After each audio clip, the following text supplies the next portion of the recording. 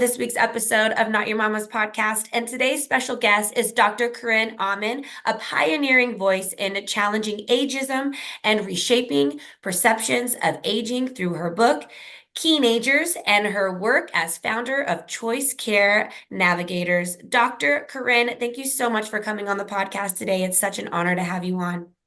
Thank you so much for having me. I'm glad to be here. Yeah, so, just diving right into the topic, how can women assist their aging parents in choosing suitable senior living arrangements? So that's going to be a really individual conversation based on what your parents' current situation is and what their healthcare needs are at any particular moment. I think as long as your parents are cognitively aware, there's no dementia, anything like that, the very best thing you can do is have conversations with them about how they want things to proceed as they age.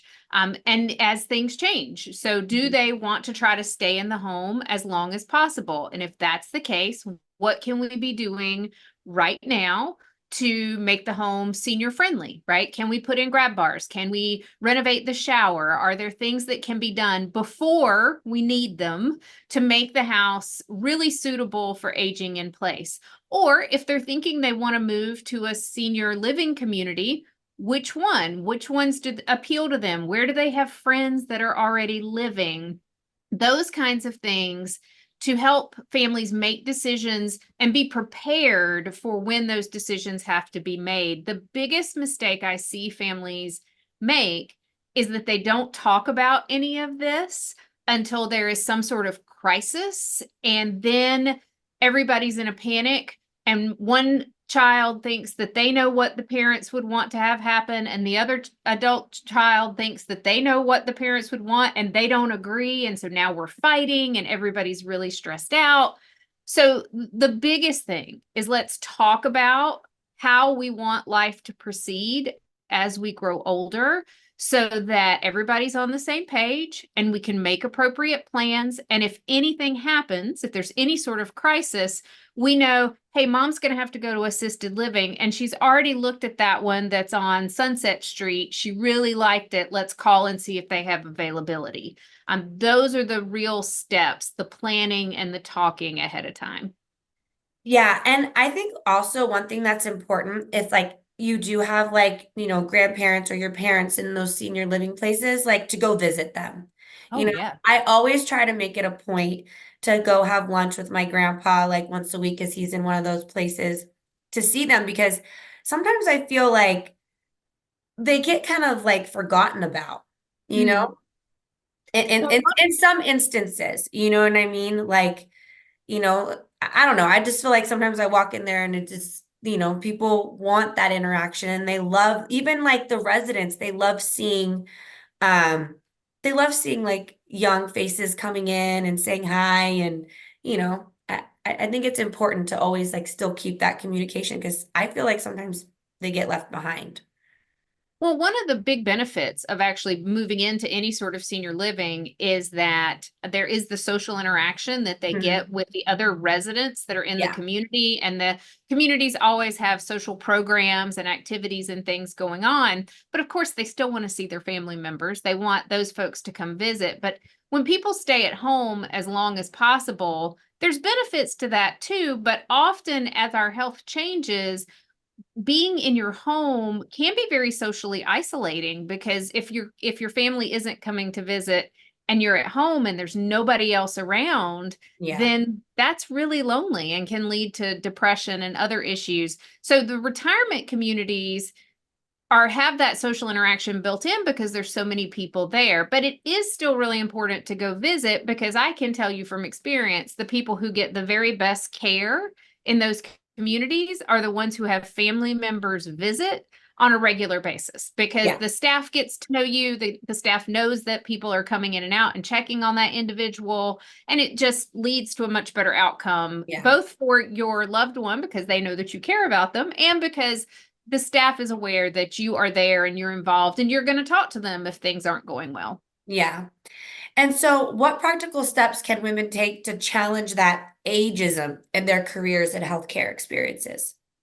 So let's just talk for a second about what ageism is, because as you and I were talking about before we started the recording, that people don't necessarily hear the word ageism or see it all that often. And so we just want to talk about that it's bias against someone based on their age. And that can come in a lot of different forms. It's particularly impactful to women because as men get older, we say that they're distinguished and they get better looking. Yeah, And they as do. They get better looking. and as women get older, we don't get that same benefit from of perception from people in the world. We tend to be devalued as we get older. And so ageism is that stereotype and prejudice that impacts you as we age. And you see it in the workplace in terms of not getting a promotion because somebody looks at you and says, well, you're 55, you're close to retirement. We don't want to invest anymore in you. Not getting any more training or not having your ideas taken seriously. And so we really have to fight that to say, hey, I'm not getting ready to retire. I want to keep working. I want that training. I want that promotion because a lot of times employers are making assumptions about what your path is going to be just based on your age or your point in your career, and they're not really having a discussion with you. In terms of healthcare, this comes in the form of, let's say you're going to the doctor with your mom, who is an older adult, and the doctor talks to you instead of talking to your mom. Even though your mom is right there and perfectly aware, they start talking to you. And you have to be willing to advocate and say, hey, mom's right here. Please address her.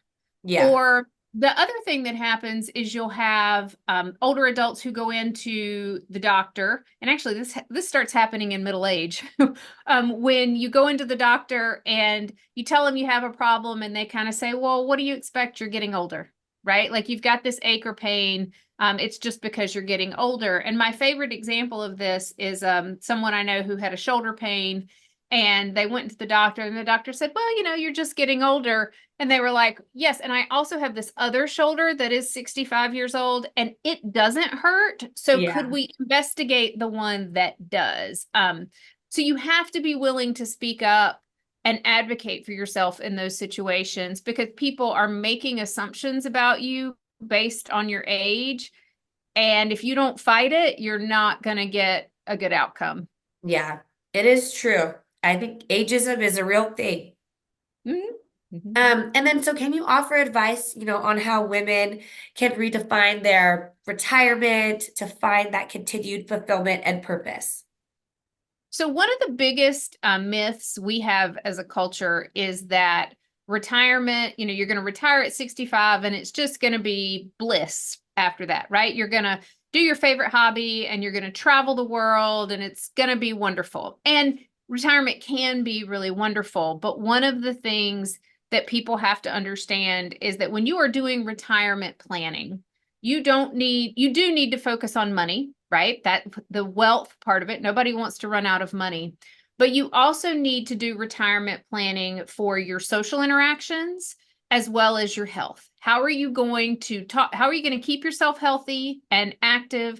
And who are you going to interact with? Because one of the things you don't realize when you're still working is how much of your social life is tied to your work life. That's where you go and you talk to people and you interact with people all day. And when you don't have that anymore after retirement, you have to have a plan for how am I going to get social interaction? Where am I going to go? What am I going to do? Because there's some really good research on this now that shows if you retire and just do nothing but leisure activities, don't have any sort of real purpose or service that you're giving back to the world, and you become a couch potato, which is the worst possible thing, your retirement, you'll be okay for 18 months, 2 years. And then after that, your health will go downhill. You'll more likely to become depressed because your social world just starts to shrink. And you don't have a reason to get out of bed on a Wednesday morning because you don't have anything you're supposed to go do.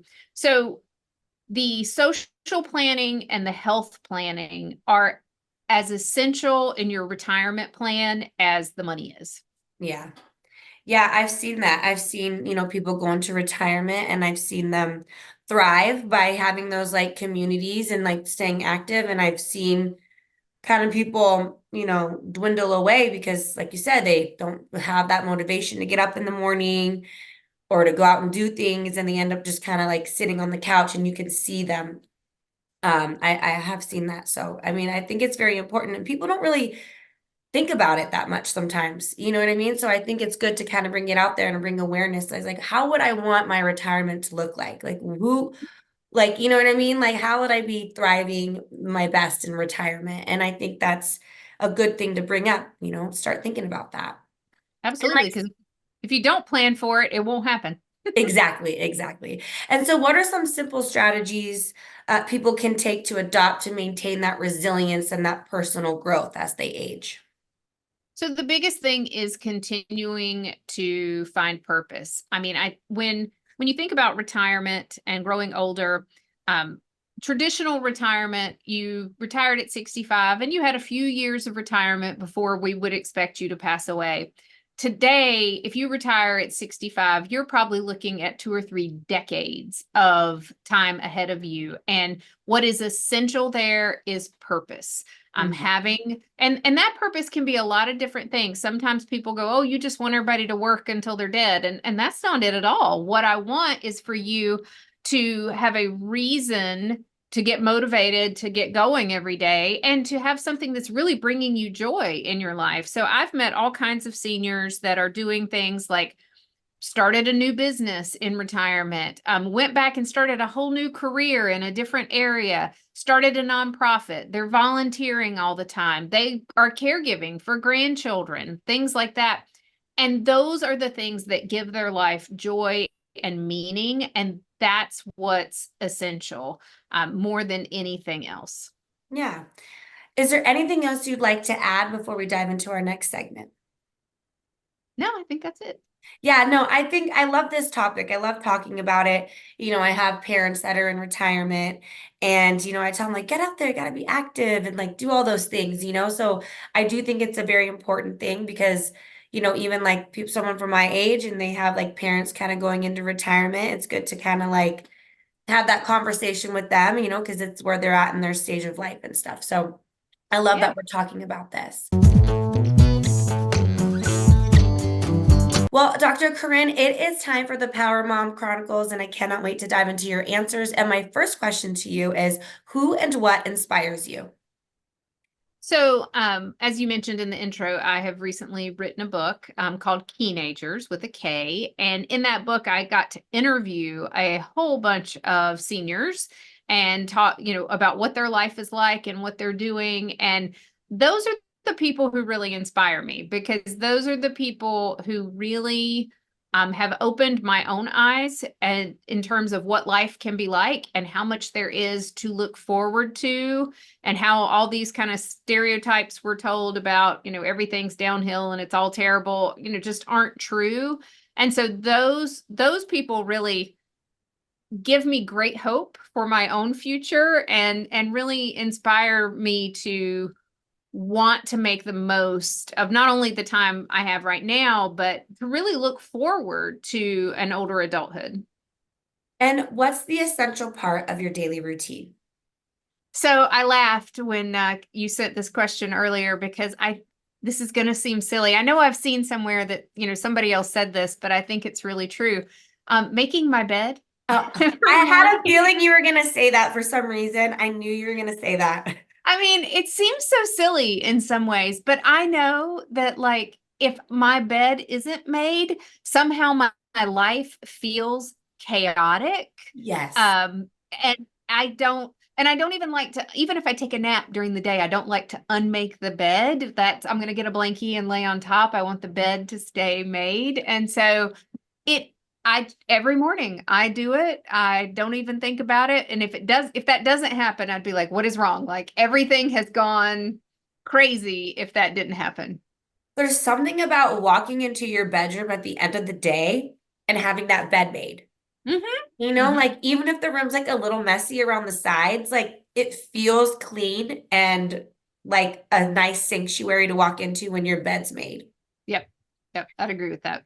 And what is something you wished you knew when you were younger? That there is so much to look forward to as we grow up and grow older.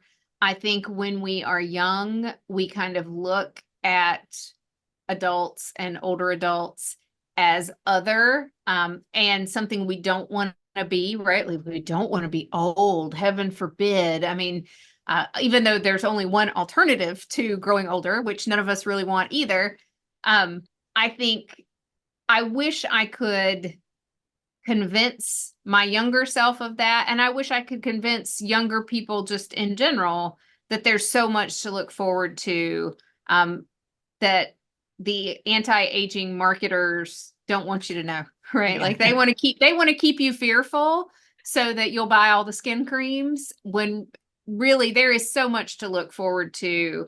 And old people are just young people who grew older. They're still complex, wonderful human beings.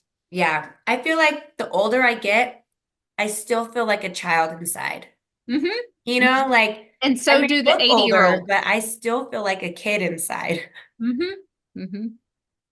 And my last question to you is the best advice you've ever received. So the one I'll go with is that courage is just fear walking. The idea that you are going to be afraid of doing things, and courage is not being afraid. Courage is doing it even when you're afraid, because there's so many things in my life that I'm like, oh, I'm not sure I really want to do that, and the courage is doing it anyway. It's not that I'm not supposed to feel that or that you're not supposed to feel that. It's that you feel that and that's normal, and then you just do it anyway. Yeah. I always say if you have a fear and a desire for something, go for it because it must be meant for you in a way. I Mm-hmm. always try to live by that. Mm-hmm. Well, Dr. Corinne Auman, it is such an honor to have you on. All of her links are down below in the show notes. Don't be shy, go say hi, and I hope to see you all in the next one. Thanks for listening.